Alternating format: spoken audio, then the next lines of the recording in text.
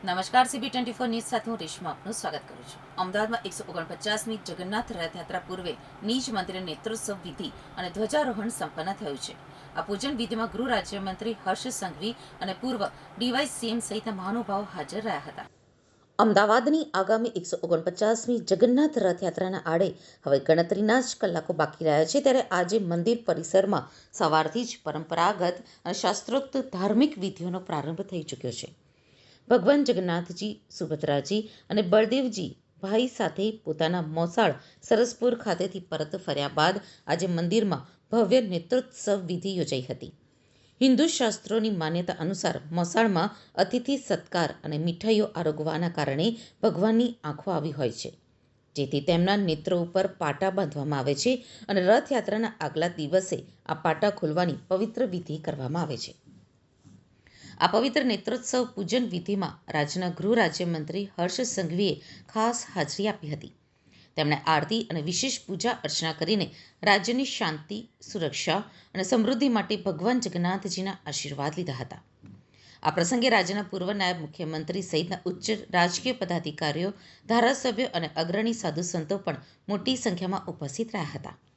નેત્રોત્સવ વિધિ સંપન્ન થયા બાદ મહંત દિલીપદાસજી મહારાજ અને મંદિરના ટ્રસ્ટીઓની ઉપસ્થિતિમાં વૈદિક મંત્રોચ્ચાર અને શંખનાદ સાથે જગન્નાથજીના નિજ મંદિરના ગગનચુંબી શિખર ઉપર પરંપરાગત નૂતન ધ્વજારોહણ કરવામાં આવ્યું હતું. આ ધ્વજારોહણના દર્શન કરીને હજારો ભક્તો ધન્ય બન્યા હતા.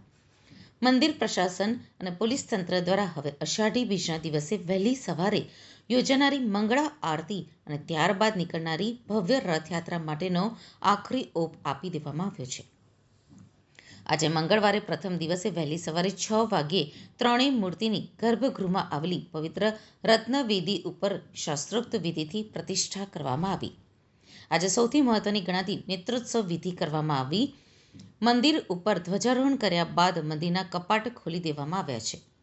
ભગવાનના દર્શન સાથે મહાઆરતી કરવામાં આવી. આ ધાર્મિક વિધિ પૂર્ણ થયા બાદ બપોરે 11 વાગ્યે દેશભરમાંથી આવેલા સાધુ સંતો માટે ખાસ ભંડારો એટલે કે મહાપ્રસાદ તેમજ વસ્ત્રદાન કરાશે.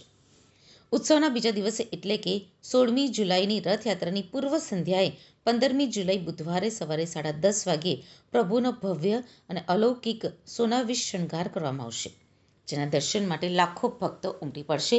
આ જ સમયે રથયાત્રાના અગ્રેસર એવા ગજરાજોની વિશેષ પૂજા વિધિ સંપન્ન કરાશે. ત્યારબાદ સવારે 11:30 વાગ્યે મંદિરના મુખ્ય પ્રાંગણમાં ત્રણેય પવિત્ર રથોની પ્રતિષ્ઠા કરવામાં આવશે. બપોરે 3 વાગ્યે રથ પૂજન તેમજ આરતી અને રાત્રે 8 વાગ્યે વિશિષ્ટ પૂજા અને ભક્તિમય સંધ્યા આરતીનું આયોજન થશે. ભગવાન જગન્નાથજી મંદિરના મહંત દિલીપદાસજી મહારાજે જણાવ્યું હતું કે આજે શાંતિપૂર્ણ જગન્નાથજીની નેત્રોત્સવ વિધિ પૂર્ણ થઈ છે. નાયબ મુખ્યમંત્રી શ્રી હર્ષ સંઘવી દ્વારા ભગવાન જગન્નાથજીની આરતી કરવામાં રથયાત્રાના પાવન અવસર પર ભગવાન આજ અમાવસ્યાના દિવસે પોતાના નિજ મંદિર રત્નવેદી સિંહાસન ઉપર ભગવાન જગન્નાથજીની આજે નેત્રોત્સવ વિધિ સંપન્ન થઈ રહી છે.